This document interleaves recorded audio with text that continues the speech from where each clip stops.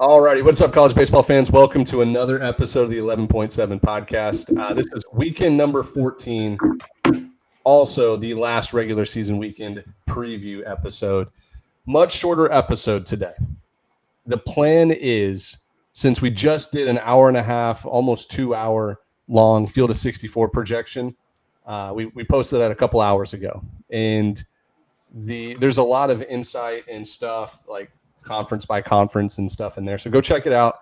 Watch that. Watch our Field of 64 projection that we just tweeted out.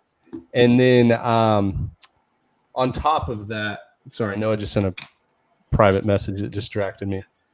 And then so the structure of today's show, it's going to be the Weekend Series Pick'em, final regular season Weekend Series Pick'em.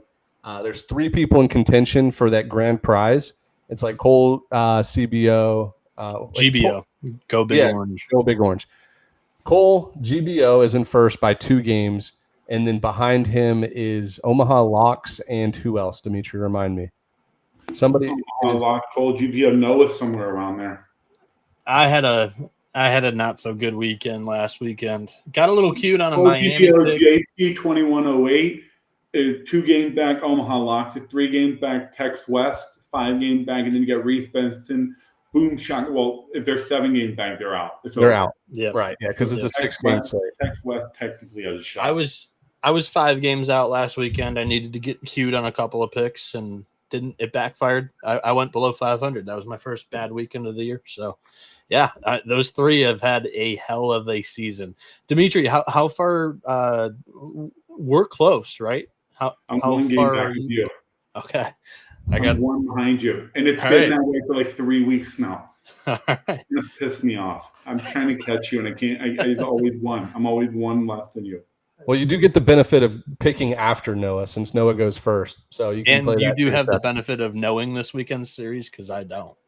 Yeah. No. I picked them off of Ben's list. Yeah. Okay.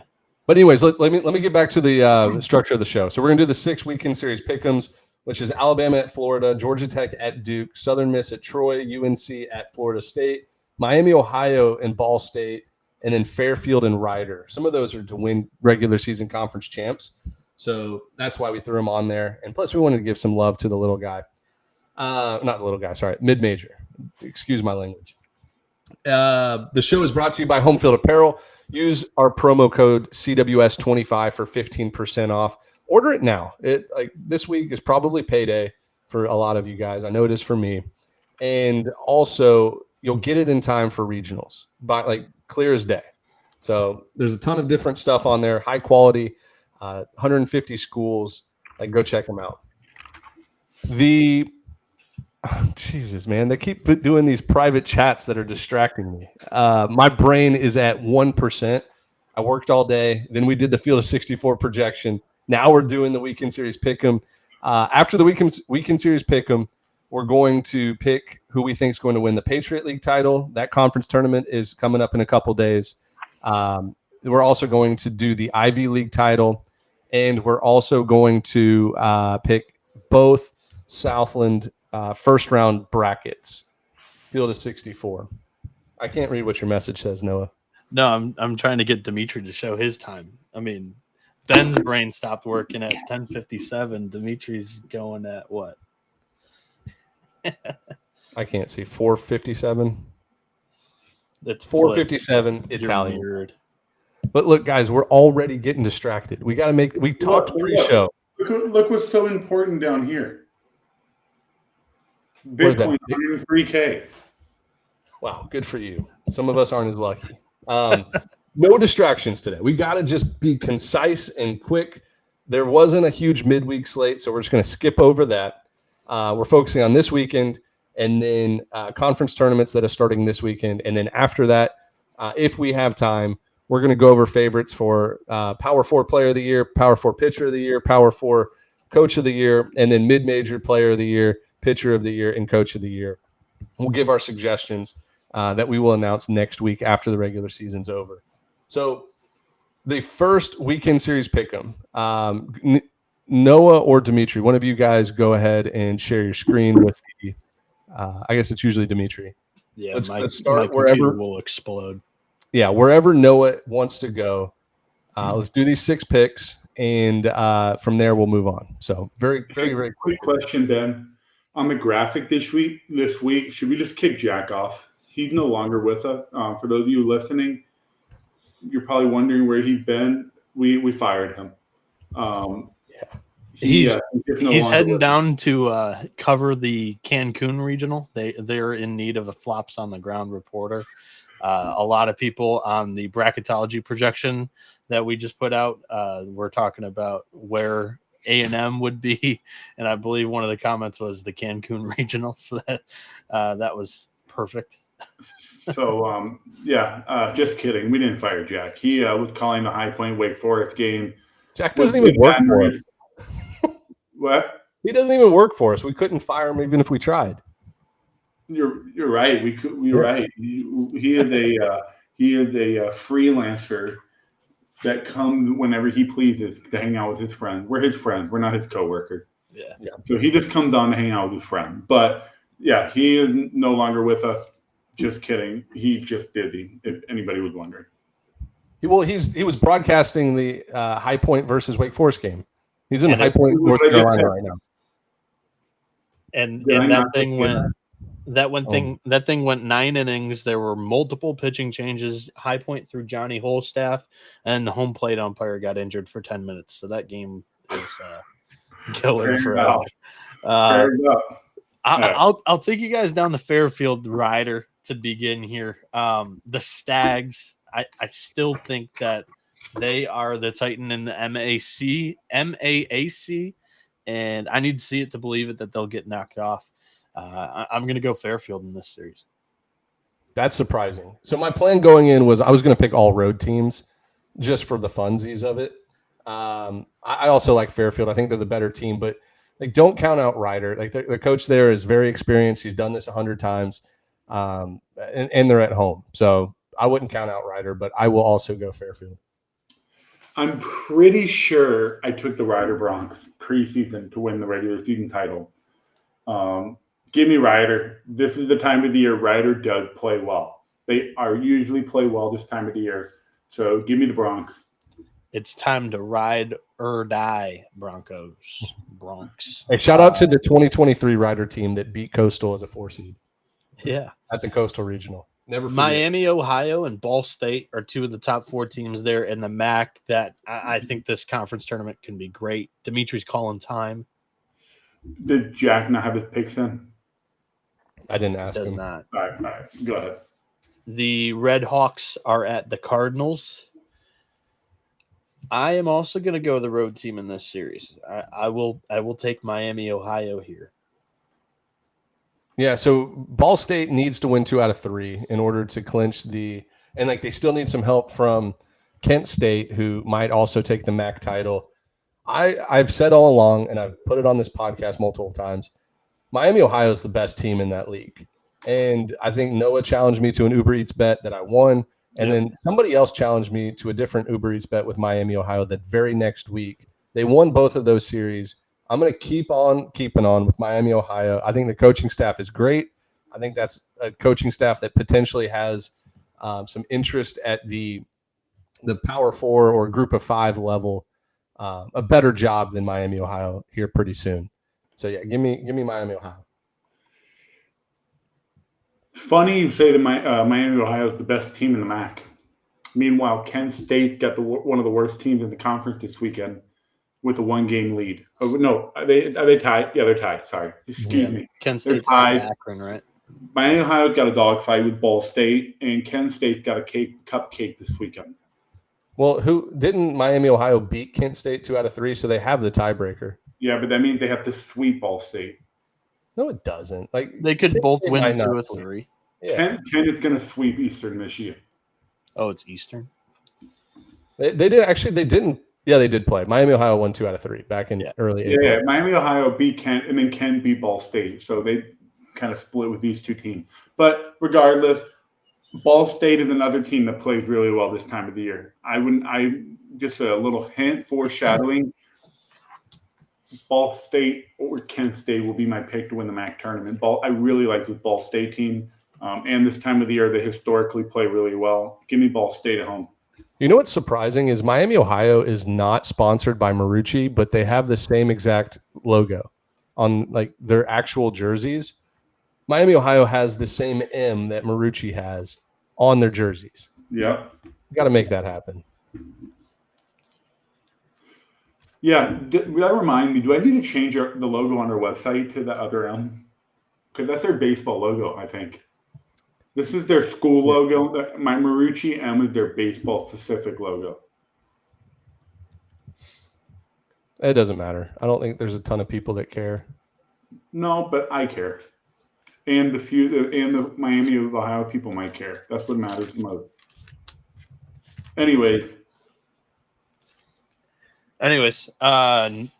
working bottom to top here on the screen. North Carolina and Florida State play in a really pivotal ACC series that is ultimately going to decide who wins the conference between Florida State, NC State, North Carolina is also in the running.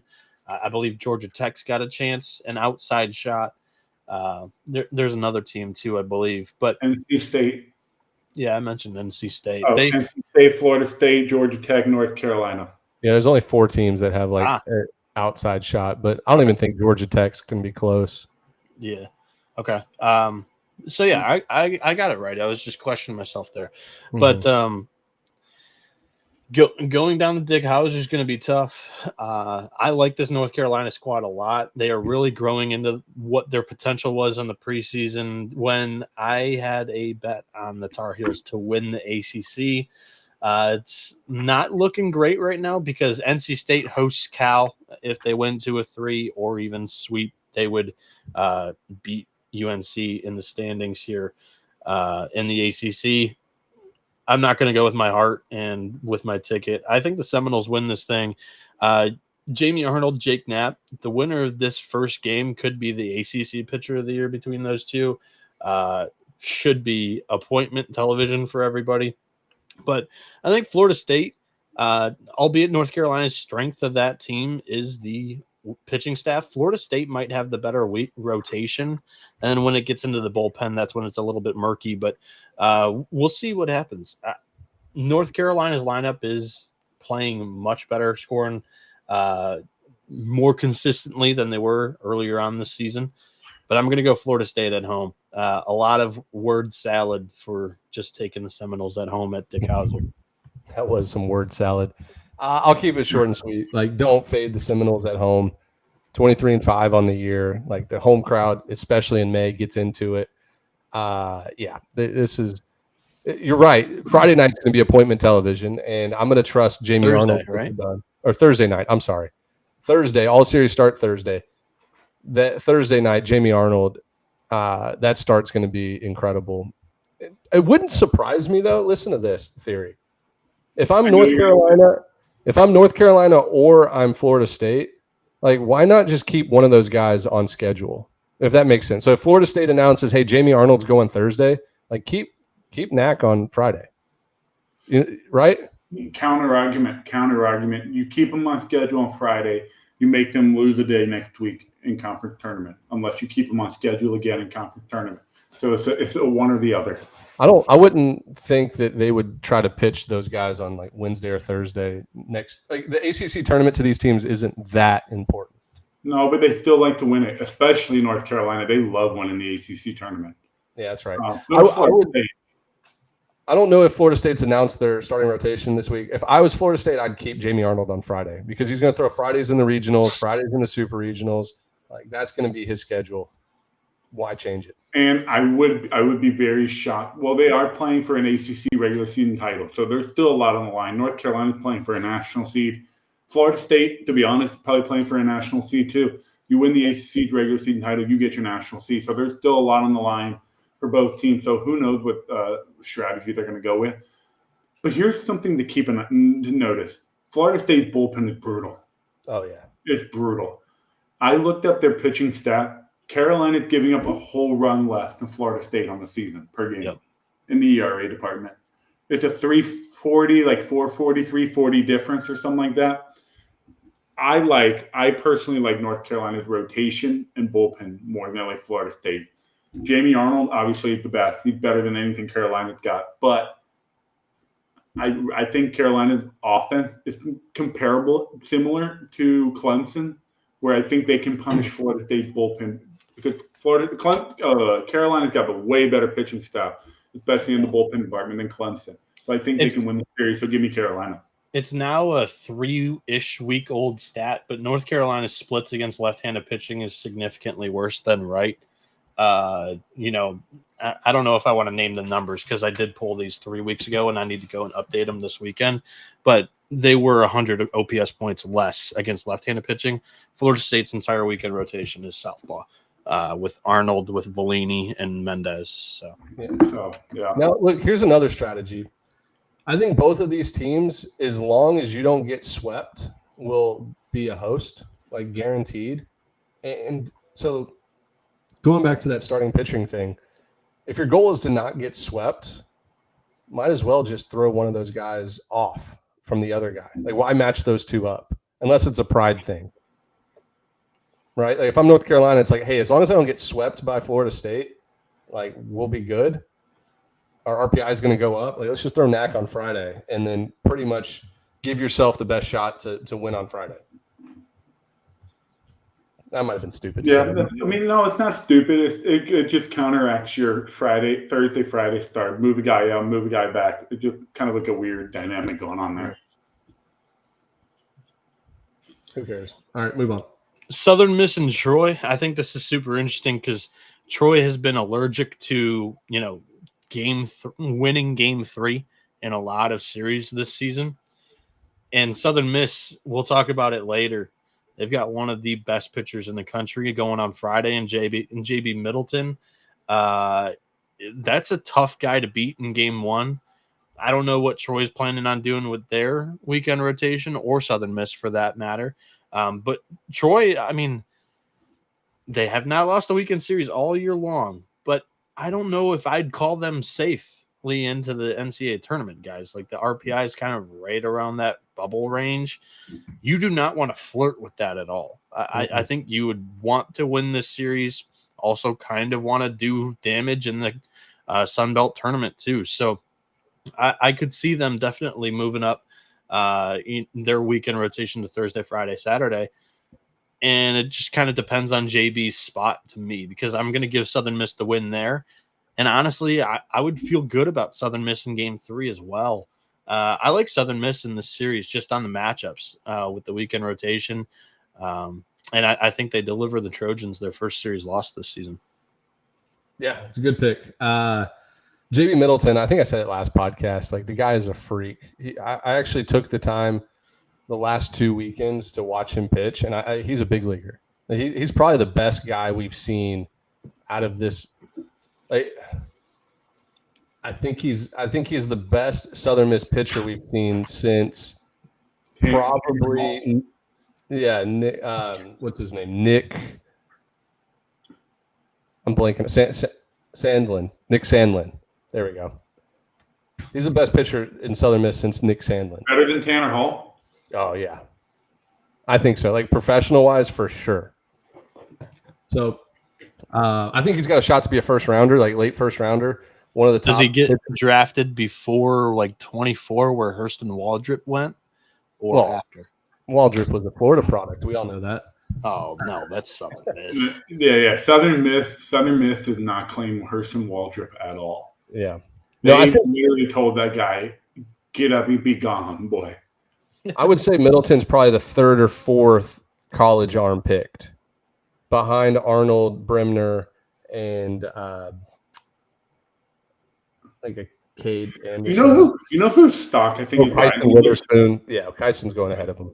Zach Root might be up there now. Yeah, we'll see. I just don't know if, like, never mind. We're not going to get into it. My pick for the weekend is also Southern Miss. I think Troy will win a game. It's hard to go the whole season not losing a weekend series. It really is. Every team slips up. I mean, shoot, Southern Miss slipped up against Marshall. I know it's at home for Troy, but Southern Miss is playing such good baseball right now. It's hard to pick against them. They've won like 11 in a row. They're just steamrolling teams. And this is the most offensive Southern Miss team since the 2016 team that hosted a regional. And they have 3 guys with over 15 home runs. It's crazy. So I'll take Southern Miss 2 out of 3. I think Troy gets 1, though.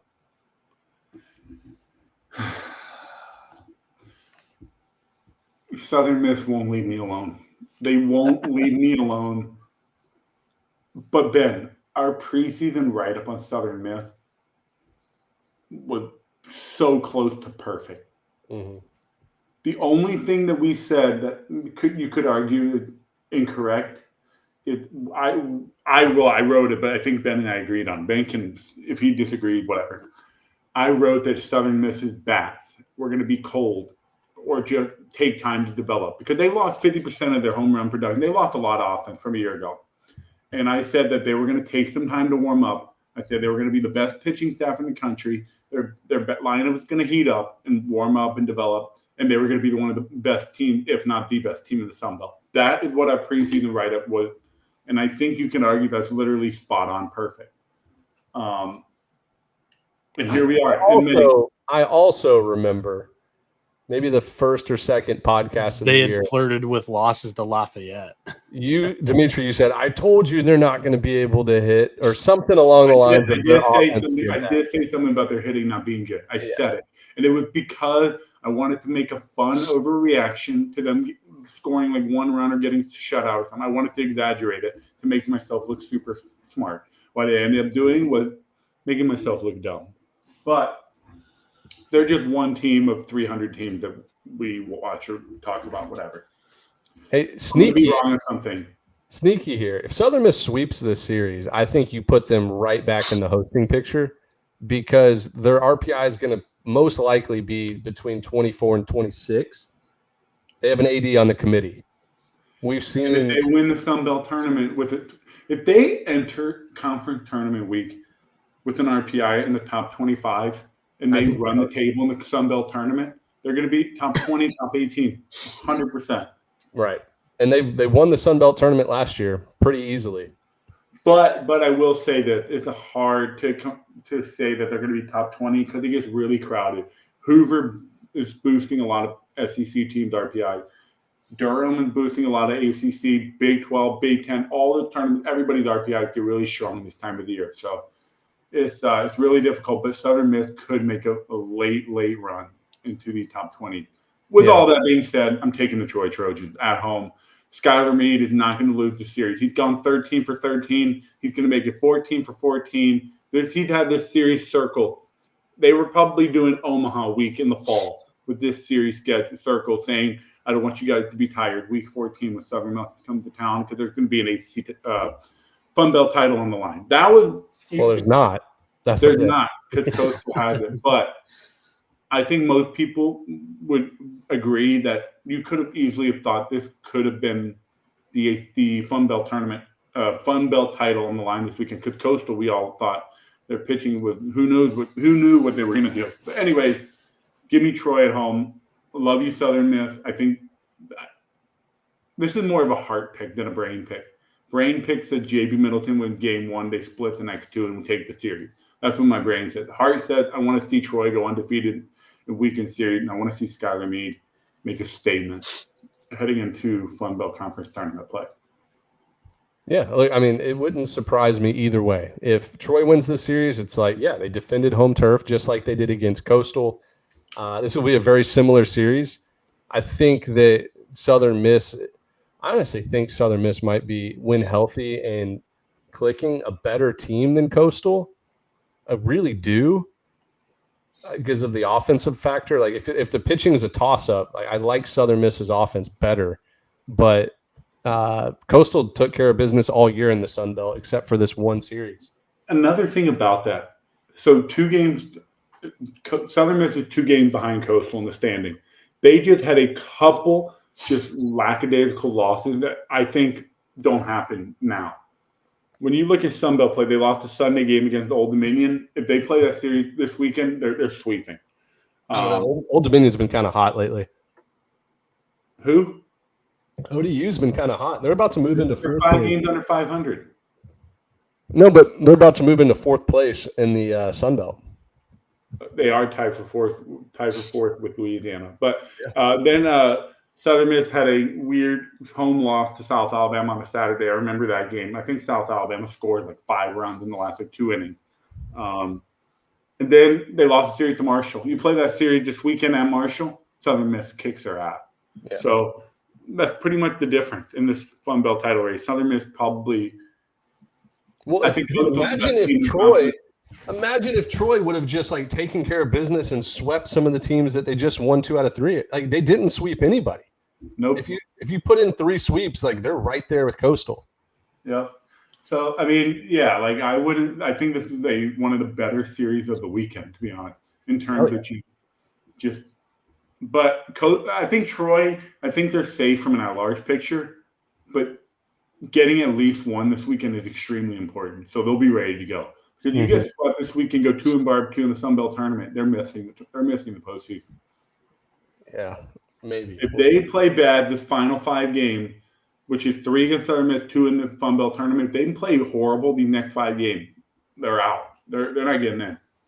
Did I even make a pick? Time out. Did I make a pick for Florida State, North Carolina? Yeah, you said Florida State. Okay. For some reason, it just left my brain. I was like, did I even say anything for that? No. Georgia Tech and Duke. So they're in Durham this weekend. This is the next series on our pick'em, and Georgia Tech is probably just going to stay the entire week in Durham with the ACC tournament being there the following weekend.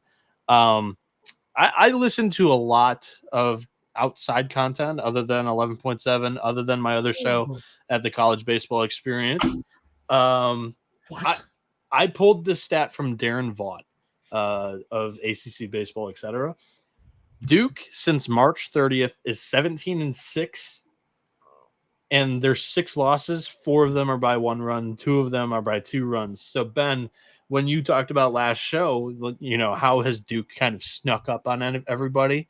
I didn't say how. I said, isn't it funny that Duke has snuck up on everybody? Yeah, I went and tried to fill in the cracks of what I had possibly missed on Wheels, and man, I don't know if they really even passed my eye test still. Like the guys that they constantly turn to early in games and during game 2 or game 3, whether it be Andrew Healy, Kyle Johnson, Owen Prosch, or Ryan Higgins, like those guys have gotten hit around this year more than I've seen like those Duke bullpenning arms typically have been in the past and the last 2 years since Chris Pollard has really adopted this philosophy with, the assortment of arms they do have.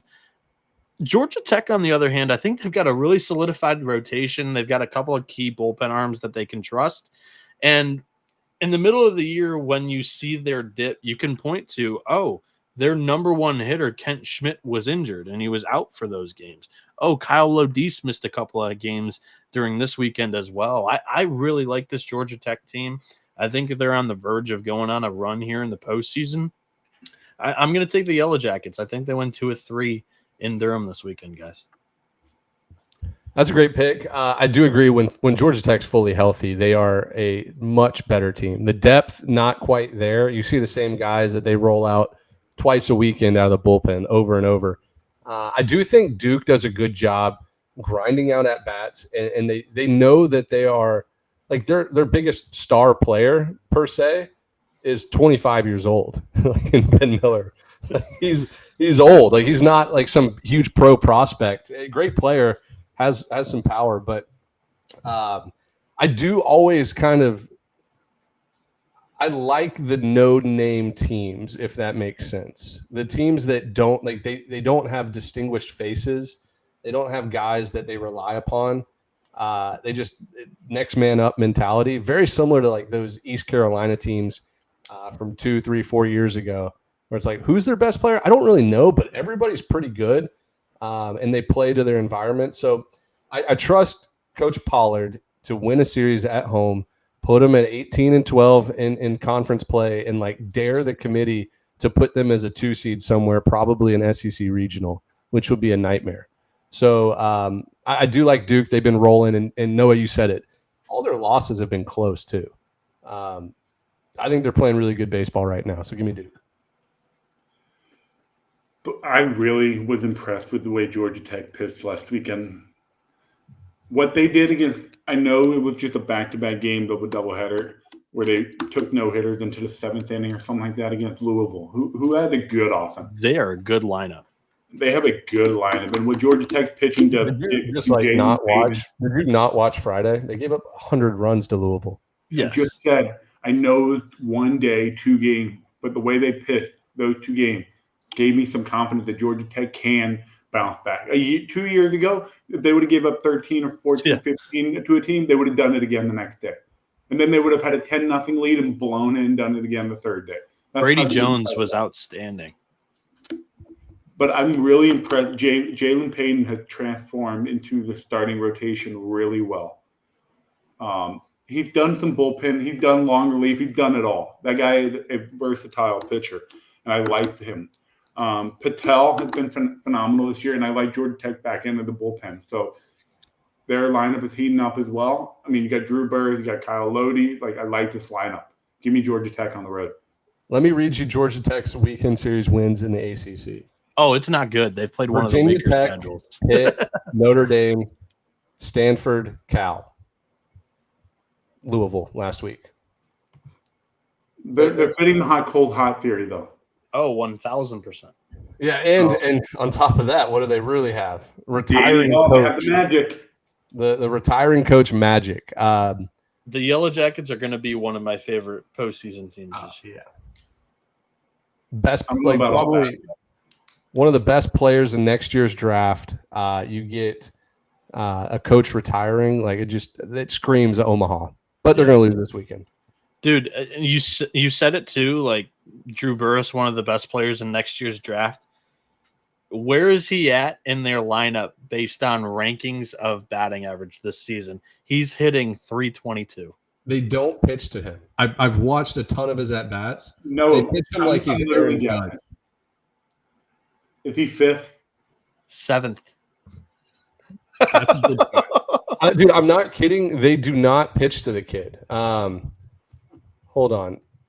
I looked up his game log the other day, and on Synergy, and he has like so many 5+ pitch at bats. It's crazy.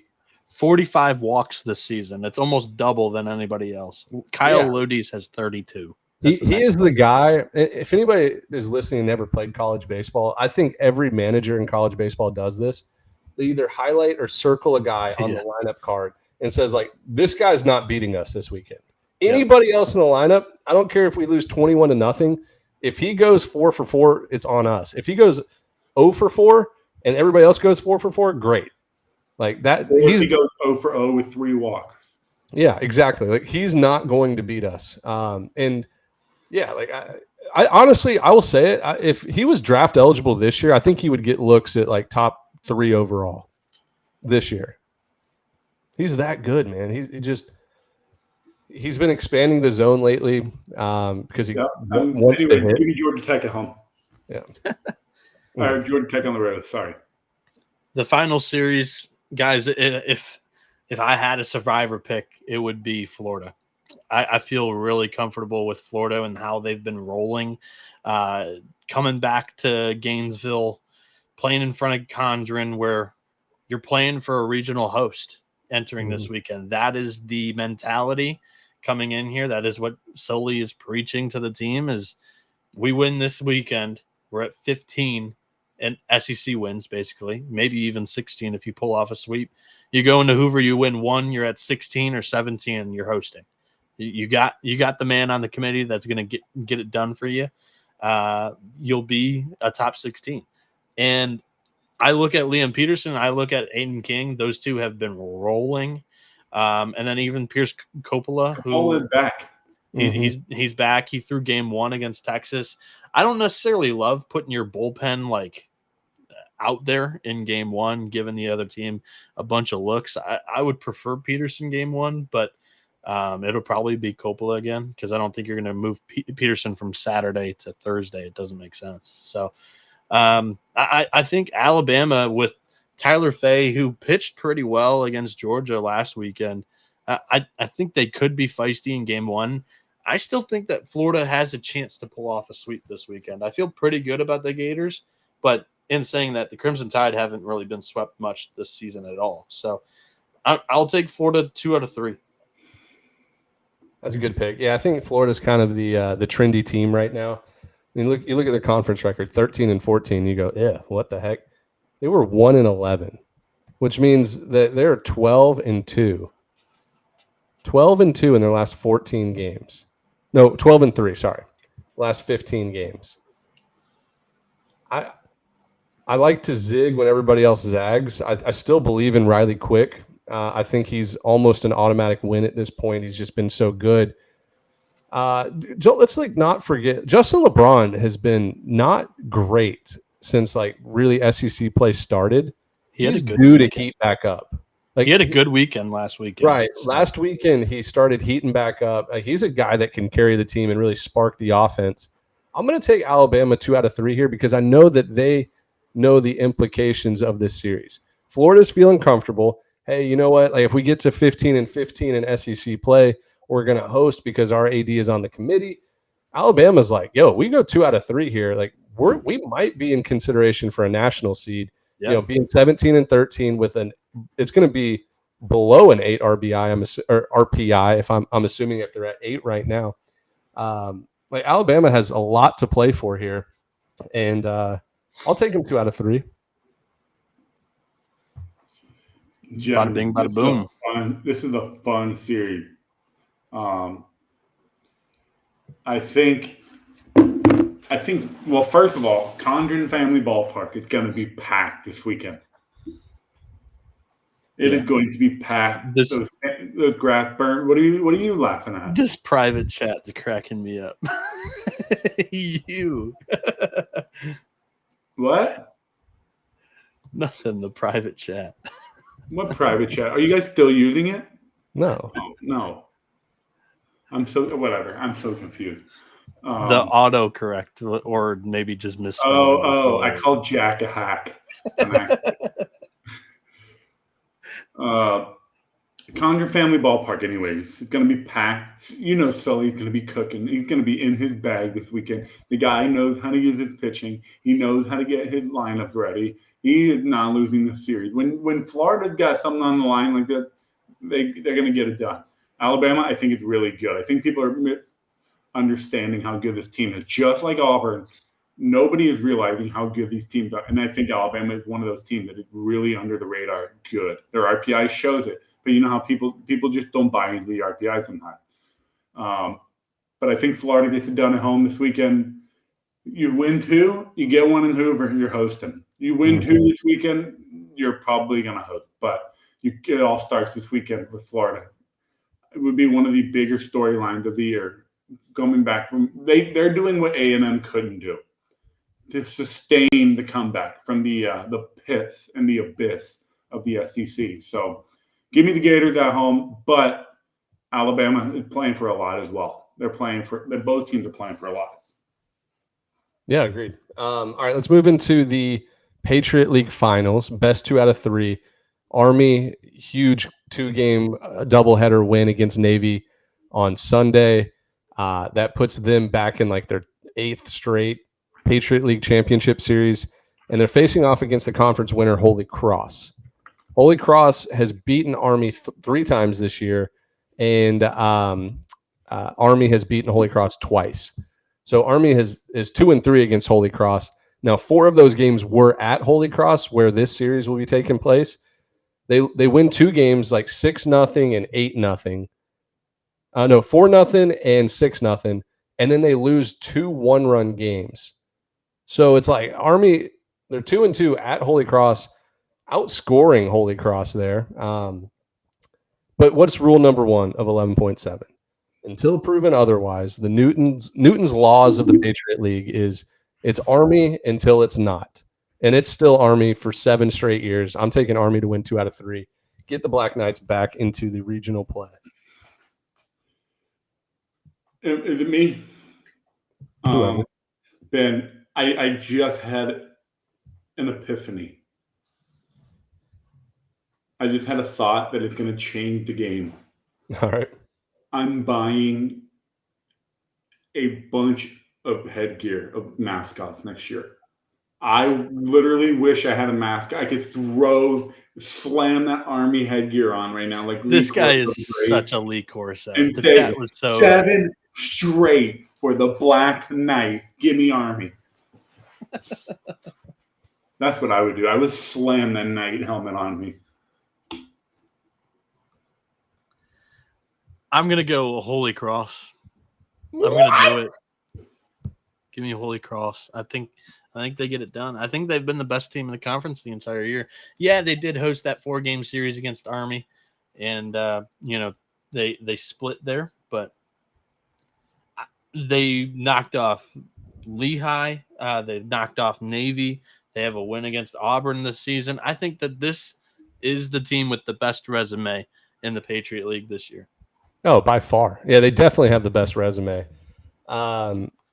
Thing is, like, sometimes playing these conference tournaments at home is like almost a disadvantage because like you feel some pressure, and like Holy Cross can be feeling some pressure hosting the 6-time reigning Patriot League title. Like, I would actually think Holy Cross is a better regional team, like better threat than Army. But like you got it, like somebody's got to get over the hump and beat the Black Knights in this championship series. So it'll be fun to watch. I'll definitely be tuning in. 3-game series, one on Saturday, one on Sunday, one on Monday. It looks like. By the way, I'm pulling up the 2024 Patriot League. In the semifinal, Bucknell beat Army. Army came back, won the next 2, and then came and kicked. Oh, no way. This was 2023. Okay. So last year, Holy Cross lost to Navy in the semifinal, and then Army smoked Navy in the championship series. The year before that was similar. Army lost game 1, came back all the way to win it, and they beat, I think it was Lehigh or Holy Cross in the championship. So this is no unfamiliar territory for the Black Knights. guys, I know we tweeted it last weekend and we were talking about it in our chat, but we never said it on the pod. And since we're talking about this series, Jack Lehman, I'm interested to see how he bounced back after a 142 pitch outing. He's got a week off. He'll be fine. The dude hit some military workouts. He had boot camp in the morning all week. He is more than flushed out. Incredible performance against Navy for him. One earned run. They've got some Voltaren. They've got some anti-inflammatory shots in the dorm. They'll be fine. The infirmary. Excuse me. The infirmary. Army is the absolute best in the Patriot League of going 7 innings or just 6 innings, 1 inning of bullpen. Yep. A lot of 7-inning games. Do you think the Army baseball players called the training room the infirmary? No. No shot. Let's move on before we get too deep. By the way, it was Lafayette that beat Army 2023 game 1 of the semifinals. Yep. And then they went on and scored 20 runs in the next 4 games. Lafayette finished dead last this year in the league. Yeah. All right, let's move on to the Ivy League. Ivy League is pretty much just regional format, it looks like. It's 4 teams. Yale is the 1 seed, Columbia the 2, Penn the 3, Harvard the 4, and it's set up just double elimination. So Yale wins the tiebreaker over Columbia. They both finished with the same conference record. Penn lost that series earlier in the year to Columbia. And then Harvard kind of just hung around 4th place pretty much the whole year. If you're Yale, you got to throw Jack Omen game 1 against Harvard. And this is at Yale as well. Like, this is at West Haven, Connecticut. I think you don't save Jack Omen. I think you just go ahead and throw him game 1. Because it's in the regional style, if you lose game 1, you're toast. Right? Yeah, I mean, yeah, but do we how good? I don't know. Noah might know better than I do. I don't know anything about Yale's 2 and 3 guys. They're good. Yeah, I mean, they won the Ivy League for a reason, right? It's not just for the Jack Omen. Their entire weekend rotation is sub-4 ERA. So yeah, then if you can trust your rotation, you throw Omen game 1 and trust your number 2 guy. It would either be Colton Shaw, who's got 75 strikeouts and 69.2 with a 3.36 ERA, or it could be Daniel Cohen, who's got a 3.92 ERA. So in 57.1 innings. All right, well, Ben, you're picking first. You kick it off. I'm going to take Yale. I'm going to take Yale as the 1 seed. It's more of just like a gut pick. I think Yale's been the best team. Penn and Columbia get all the hype out of the Patriot, out of the Ivy League because they've been to regionals. Like, I don't know, between the two, it feels like since we started the podcast, one of those two teams has been in regionals. I'll take Yale though. I think this is their year. Yeah, I'm between Yale and Columbia too, but I think Yale's pitching is better. I'll go Bulldogs. Are you going Yale? Yeah. So I was thinking about following my same strategy with Army. Take the team that's been here, that know how to do it, and I was going to take Penn. But when you have pitching like Yale did this year, you got to go with the pitching. They have the depth, they have the rotation, they have what it takes to get through this 3 or 4 game. Give me Yale as well, but I think Penn. I think it's going to be Penn-Yale championship. Let me put it that way. Penn-Yale championship, and Yale takes it. Guys, Monday might be fun. We might have a Game 3 Army, Holy Cross, and a Game 7 in the Ivy League. Yeah, I want to put it like this, too. Like, it's not just a pitching staff of Yale, too. They got the number 1 batting average in the league as well. So they're good on both sides of the ball. I think this would be the most dangerous team in a regional for the Ivy League. Jack Oman versus the 1 seed? Oh, yeah. No. Feed me Yale. All right, and then let's do the Southland Conference. 2 regional-style brackets, and then next week they'll meet up in a super regional-style format. One of the 1 seed is Southeastern Louisiana, who won the tiebreaker over UTRGV. So there's a Hammond bracket and an Edinburgh bracket. The Hammond bracket is all the Louisiana schools, and the Edinburgh is all of the Texas schools. Like, makes it funny easy how that worked out. Noah brought that up on Sunday's show. It's just funny how it worked out. I think it comes down to 3 schools who are going to win this tournament overall. Just I know the league is very deep, but I think when you put the bet like the top teams against the other top teams, it's going to come down to Southeastern Louisiana, UTRGV, and Lamar. I think they're just kind of a little bit ahead of the rest. Like McNeese was a great story until they lost to that NAIA school. Since then, they're like 1-7 or something like that. New Orleans, happy to be there. Houston Christian, great turnaround. The guys stepped up, but like I don't think they're a threat to win this. And then A&M Corpus Christi actually clinched the last day of the season. So I'm gonna take both the. Wow. I'm definitely taking Southeastern Louisiana and Hammond America. I think they run through that bracket pretty easily. And then I'm going to take I think UTRGV has just like such a home field advantage with their crowds that they get, 3,000, 4,000 plus a night. They just beat Texas State today in the midweek. Like, give me the Vaqueros. 1 versus 2 matchup. Vaqueros. We're just going to take regional winners and then pick the actual winners next week, right? Right. All right. Give me Hammond America. Southeastern Louisiana did not lose at home. The only team that knows how to win there is McNeese. They have won multiple Southland titles in Hammond America. They're just not strong enough this year, in my opinion. Northwestern State has been very pesky. I could easily see them shocking McNeese game 1 and giving Southeastern Louisiana a nice little sprint to the championship series. On the bottom bracket, I'm going to ride with the Cardinal. Give me Lamar. I think Lamar has had a good regular season, but I think they have a lot to prove. They've won 40-something games, but they're not done yet. I think this Lamar team had more to prove and to show everybody they have more in the tank. So give me Lamar in the Edinburgh bracket. So wait, I'm going to pull up the stat just because I have it in front of me. So since they lost to since McNeese lost to Louisiana Christian, an NAIA school, they are 3-7, but all series losses. They lost 2 out of 3 to UTRGV. They lost 2 out of 3 to Stephen F. Austin and lost 2 out of 3 to Northwestern State, and then also mix in a loss to Houston. That's not good. That's not a good way to limp into the postseason. But hey, they could turn it around because the first half of the season, they were pretty special. Like they were playing good baseball. Yeah.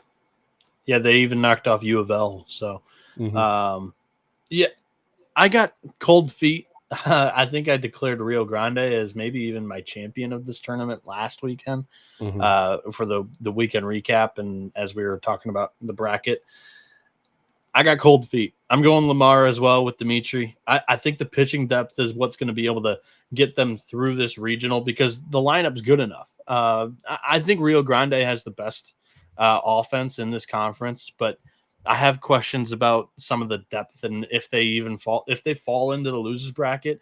I don't know if I have confidence in them getting through. Lamar, I do like a lot of their pieces on the bump, so I'm going to go with the Cardinals. But Southeastern's a lock to get out of that top bracket for me. I don't really see another team that comes close to them personally. I like the Lions as my new champion of this conference tournament. So I think the Lions win that top bracket and knock off Lamar in a final. Nice.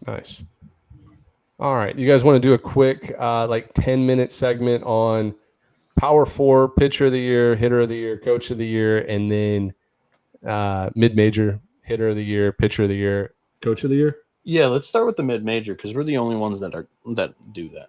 Well, I was going to say let's end on the mid-major. Let's do the other one first. Let's do Power 4.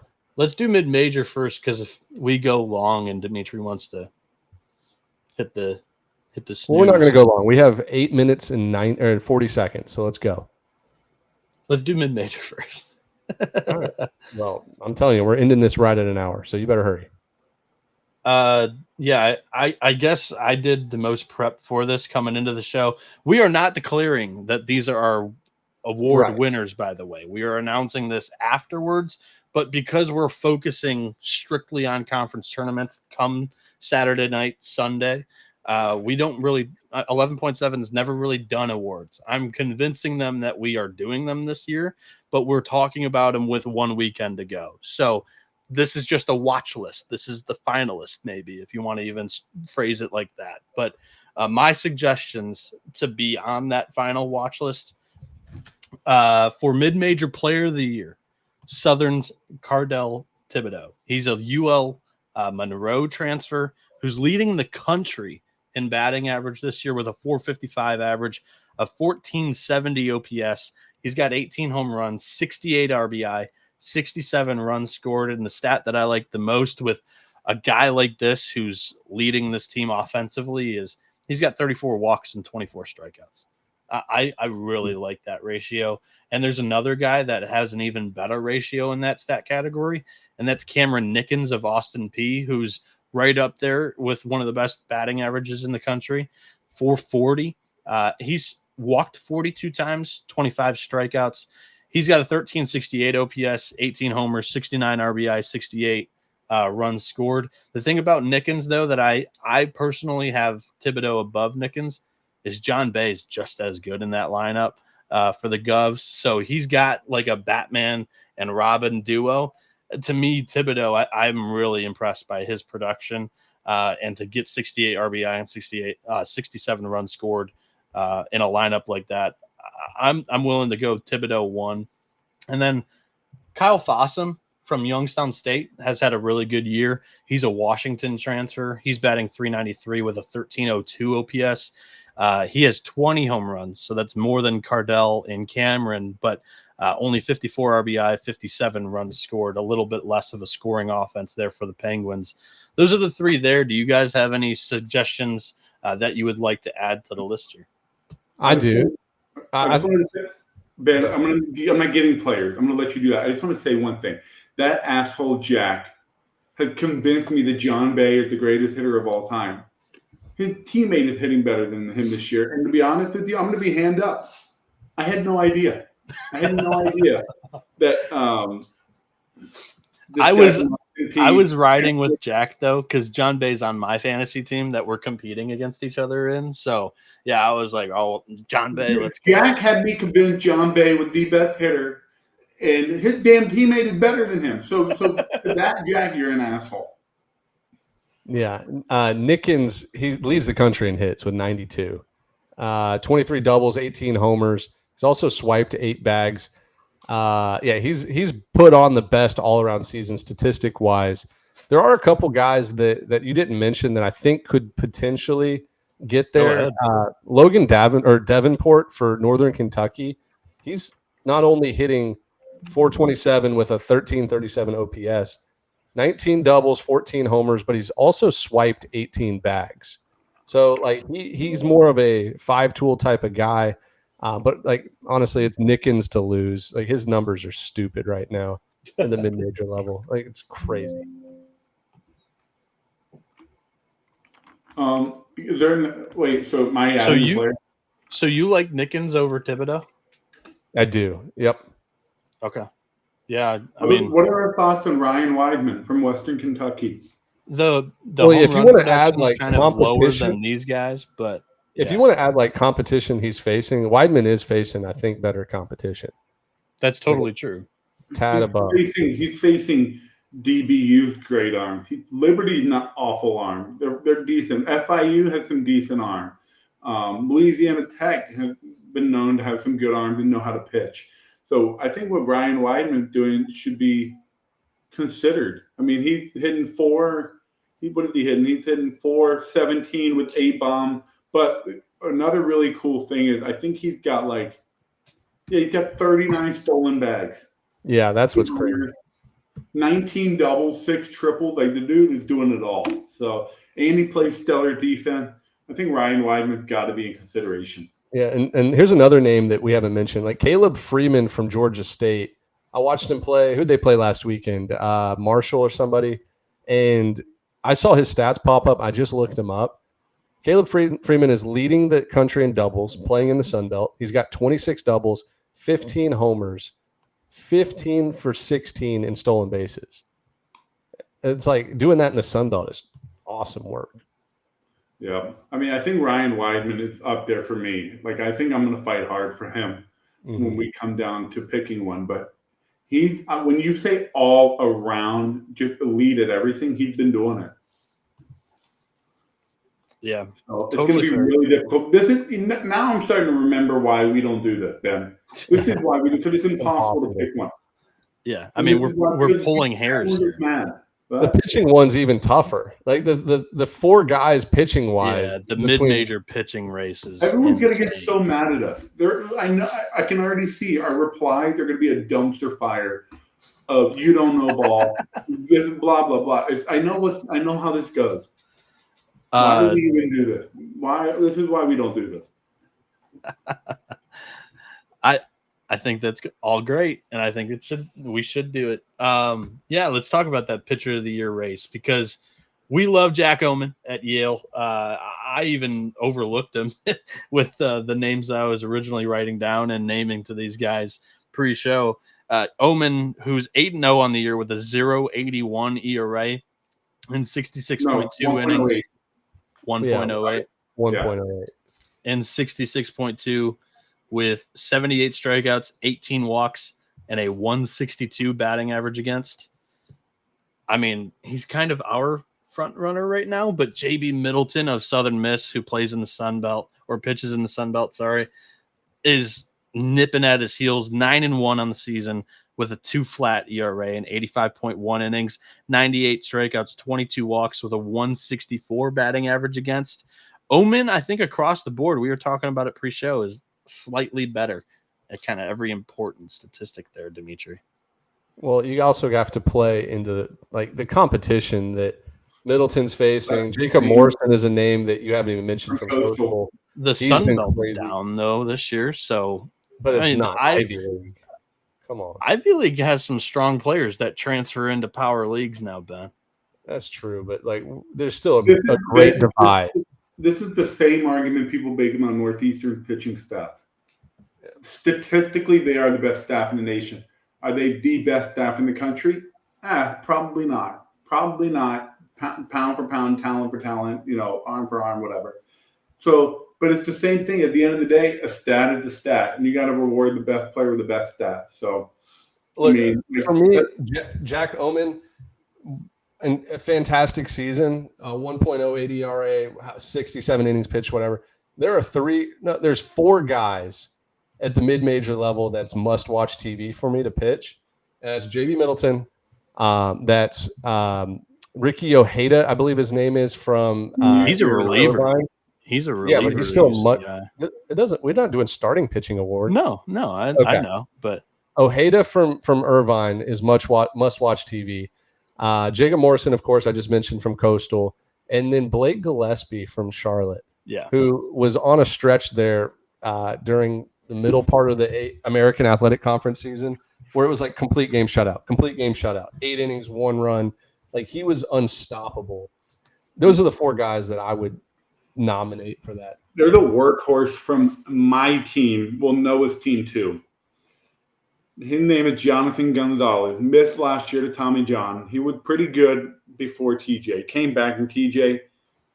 Unbelievable year. Workhorse. 82 innings for the Hatters, 2.18 ERA. So he's a guy that you could consider. 93 K, 15 walk.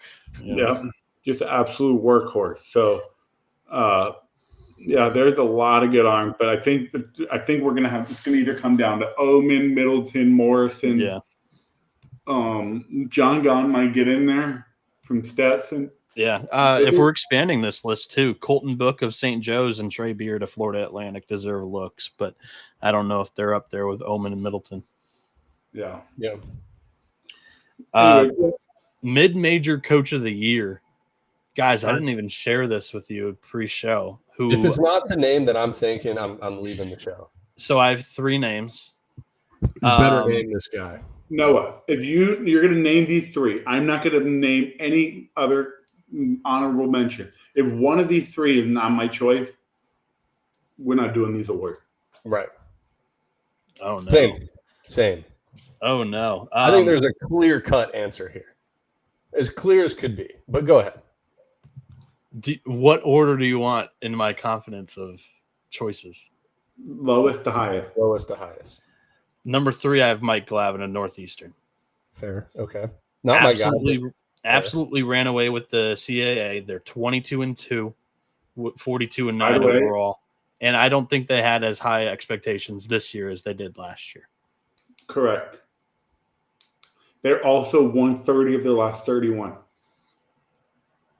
Mike Glavin deserves to be in the conversation. I agree.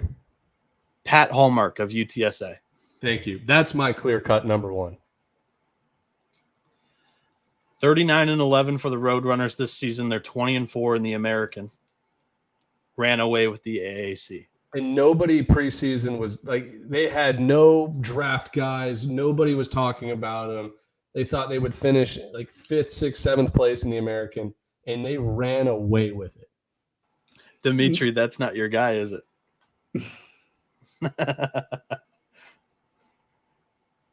All right. My number 1, who I would vote. I'm going to take a little bit of pressure off. You're safe. Because you got one of Ben's guys, you're safe. Okay.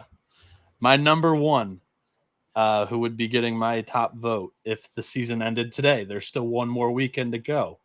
They are 41-11, 23-4 in the conference, and have locked up a regular season title. It is the first-year head coach Kevin Schnall of Coastal Carolina. That's a great answer too.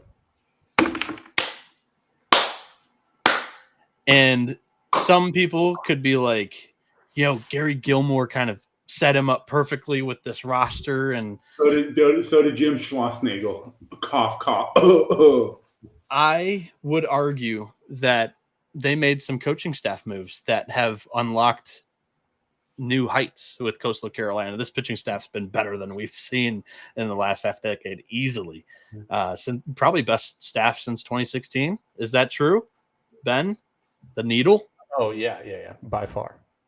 So I think you have to give Schnall a lot of credit for hiring on Matt Williams, the pitching coach there. And so the reason why I think Hallmark is the clear-cut number 1 is like nothing against Schnall. Like he was a part of the program, and the amount of, or I guess the discrepancy between recruiting a kid to Coastal versus recruiting a kid to the high school facilities that they have at UTSA. And also UTSA loses Ruger Riojas to Texas. They lose Matt King to Arizona State. Like they lose their draft guys, their star guys to the transfer portal. And Hallmark just turns that thing around overnight. And probably number 2 team in the state of Texas, really, like the way that they've been playing. So I'm going to give the listeners a little inside perspective. This is just me personally as a player, and I've been there, done that. If I am Ruger Riojas, I'm excited. I'm chilling in Austin, but I am burning inside. My heart is crushed that I'm not with my boys. That I went up from freshman year to whatever my 3rd or 4th year. I want to be with my road running, and I know Ruger Riojas is loving life in Austin, but he opens up Instagram. He's texting with his boys. Fuck, I wish I could have been with. I wish I could be there with you guys, because there is no better feeling than being in that small school and being on the big stage with the bright lights and being successful. There is no better feeling than what UTSA has done this year and what they're about to do in this postseason. So I know Ruger Riojas is just feeling his heart is twisted and turned. And go check out the most recent bracket projection, the field of 64 of 11.7 right now. UTSA is in the Austin Regional. Yep. Now, I agree with that 100%, Dimitri. And I know Matt King is thinking the same thing. He's a senior starting shortstop at Arizona State. He's hitting .389, second best in the Big 12. And he's thinking in the back of his head, dude, how much better would UTSA be if like I was still there and Ruger was still there? Yeah. Like they know that like, dang, we could have. Sun Devils are like just above the bubble, and UTSA is safely in with a title in the regular season as well. As a mid-major guy, I would love for Arizona State and Texas to miss the postseason. Obviously, that's probably not going to happen. And then UTSA just dancing their way in, getting some new shirts and gear, getting on that airplane to go play a regional, while those boys are heading off to MLB Draft League or whatever they're going to do. Yeah. But yeah, dude, I know Ruger's loving life with like the number 1 team in the country, SEC.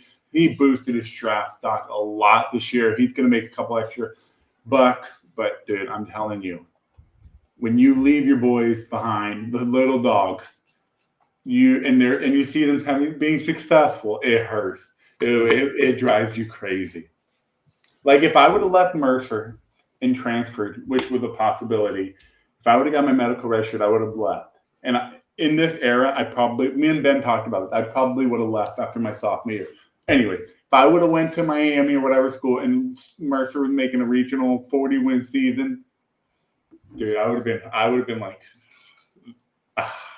dude, when I left, so I mean, I did transfer from. I was at UT Martin my freshman year, and like I kept up with them my sophomore year at Blinn, and my junior year at Mercer, and my senior year at Mercer, and it would have drove me nuts to see them like win the OVC or like that freshman group of guys. It would have drove me nuts to see. I would have been happy for them, but I'd be like, dang, dude, imagine if I was there. 100%. It's a great point. But anyway, Kevin Schnall, great pick. Pat Hallmark, great pick. Glavin, fantastic pick.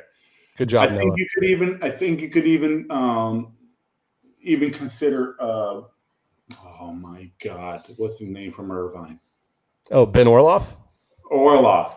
You could even consider him because what he's done this year, but it's not that surprising because Irvine does this year in and year out, so it's not as a shock effect. But yeah, tip of the cap. I think, and you can even consider Western Kentucky as another one, and I don't even remember his name. He's the JUCO guy that came to Western Kentucky. Ben, do you remember his name? I have him in my phone. Dude, you put me on the spot, and I told you guys we're only going an hour in. Yep, that's fault. You delete. We're cutting all this off, so it doesn't matter. That's why I wanted to do mid-major first. Yeah, I knew it. It's I have him with Coach Mark in my phone. It's like Raridan or Rardin or I have Coach Mark WKU Mark baseball. Rardin. Rardin, okay. Raridan. Mark Rardin. Or it could be Raridan. So yeah. And you know what? The listener probably, oh my God, you don't know his name. You know what? First of all, I could have pretended I didn't know his name and never brought it up. But I brought it up not remembering his name. And isn't he a first-year coach from the JUCO ranks too? So it wasn't even like we could cheat and follow him at a previous destination prior to. He did a fantastic job this year. He could easily be in the running. You guys were all over that. Credit to you on the Hilltoppers. Ben even calling them a super regional team. They still could. Nobody in the country was on the Hilltoppers like the 11.7 boys were. Nope.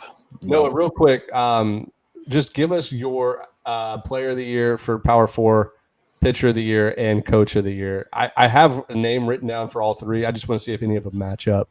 Pitcher of the year. I think it's the easiest one. I think there's a little bit of a separation between Liam Doyle, who I have winning it. He's 9-2 on the year, 2.17 ERA, and 74.2 innings. Leads the country with 127 strikeouts with one less start, which is nuts. 23 walks and 145 batting average against. Just all across the board. One of his starts was only 1 inning. Yeah, that's what I'm saying. I counted one less start. So he threw 3 innings in 1 weekend. And, he did give up a 2-run homer and an absolute hurricane to Ike Irish. Kyson Witherspoon I had in second place, 2.45 ERA. He's 93 on the year and 77 innings with 104 strikeouts, 19 walks, 190 batting average against. I didn't go Kate Anderson. The ERA is a little bit high. I could have went Anthony Iance in here. I could have went Jamie Arnold here, but I threw it to the Big Ten because this guy's absolutely dominating the conference. For my third spot, it's Joseph Jerwa right now. If the season ended today, he's 8-2, like almost an automatic win for Michigan State when he's bumping. It's a 2.01 ERA, which is absolutely dominant in 80.2 innings, 94 strikeouts, just 19 walks and a 189 batting average. It's almost untouchable. I want to go to Power Coach of the Year next because I think the Power Player of the Year is the biggest conversation. So Power Coach of the Year, I have a very strong name here, and I want to know if it matches up. I'm very confident in who I think it is or who it should be. How do you want me to list mine off? Top to bottom? Bottom to top. 4 to 1. Bottom to okay. top. I have 4 for this. I went with Steve Sabins. Just take 10% of the Power 4. Jesus. I went with Steve Sabins as my, what's honorable mention. He's 40-10 in his first year as a head coach, 19-6 in the Big 12, comfortably winning the conference with 1 weekend to go. He's got a 2-game lead there. Third, I have Link Jarrett of Florida State, 36-11 this season, 16-8 in the ACC. This is a guy that had to replace 2 of his 3 weekend arms. And I think 6 regular hitters of that Omaha lineup, and they haven't really skipped the beat, and they're once again in position to be a national host, a national seed. Number 2, I have Jim Schlossnagle of Texas, 40-10, 20-7 in the SEC. Kind of running away with that conference. It's still up for grabs with the weekend to go. They were leading it by 4 games earlier, probably 2 weekends ago, but stumbled down the stretch here. That's not the reason why I have him number 2. I kind of respected Jim Schlossnagle enough already to where I could have expected this in the realm of possibility. The guy that I'm putting my number 1 vote towards is right now, if the season ended today, Butch Thompson of Auburn. 37-15 this season. I think they played the toughest schedule in the SEC, and they're 16-11. My expectations for this team were not very high, and this is just a regular Butch Thompson job, more with less. Yeah, great picks.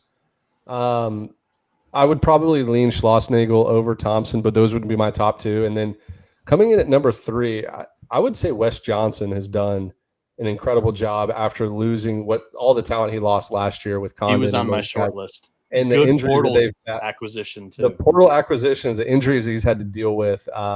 I think he's done a freaking amazing job too. So it sucks that all 3 in the SEC, but it's a tough league. I think Schloss is the clear-cut winner. I mean, the guy dealt with the drama. He made a very difficult decision, and he's got these boys about to win the toughest conference in baseball.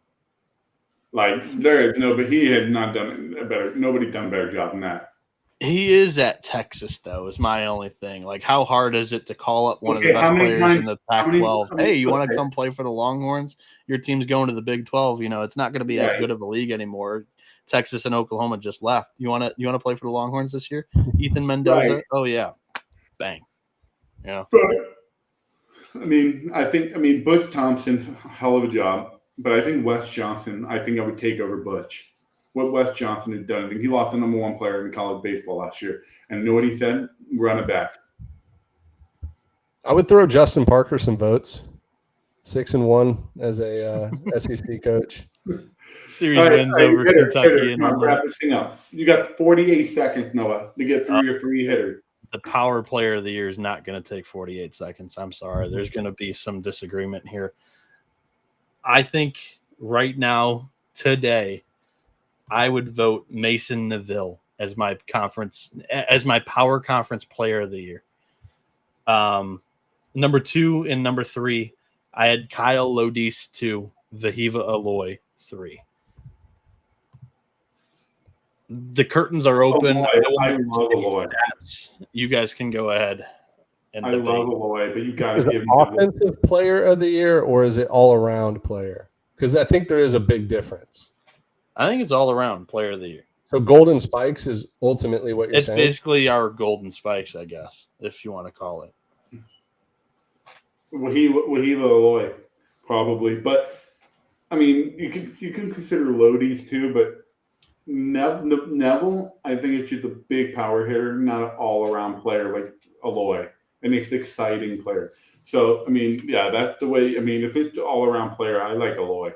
So Neville is leading the country in home runs.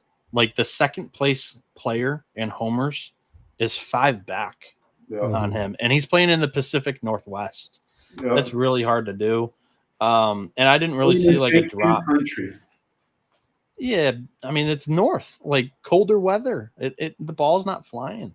So I thought that was super impressive, to be honest. So, yeah, I have him comfortably winning over these two. Kyle Lodis is the guy that I would fight for. If you're looking for an SEC or ACC name, Lodis is actually hitting better in the ACC than he is in the entire year. On the season, he's hitting .431 with a 1268 OPS, 16 homers, 61 RBI, 53 runs scored. In conference, 436, 1353 OPS. 11 of his 16 homers are in conference. 34 of his 61 RBI are in conference. 27 of his 53 runs scored are in the ACC. Vahiva Aloy, there's a little bit more of a steeper drop in SEC numbers compared to the entire country. I like Lodis as my number 2. Cool. Yeah, no argument for me. I think that the Golden Spikes is going to be one from like now until the end of the season. But yeah, like there's a few names that could like play themselves into it. Like a Rock Chalowski could do it. He's hitting 400 in Big Ten play, bunch of homers, 18 homers, something like that. I don't know. We'll see. And that's all she wrote. Good show. Good show, guys. Awesome. Well, appreciate everybody for listening. We'll be back Sunday night to pick conference tournament winners, and we'll be live Twitter Thursday. Not live, but Jack and I are going to do a Club Omaha either Thursday or Friday. Like I'm 99% sure. He's not traveling. I'll be fired up, and it'll be a good time. So thank you everybody for listening. Thank you everybody for playing our weekend series Pick'em this year. That's a blast. We'll talk more about that on Sunday when we have a winner. But we'll see you guys on Sunday.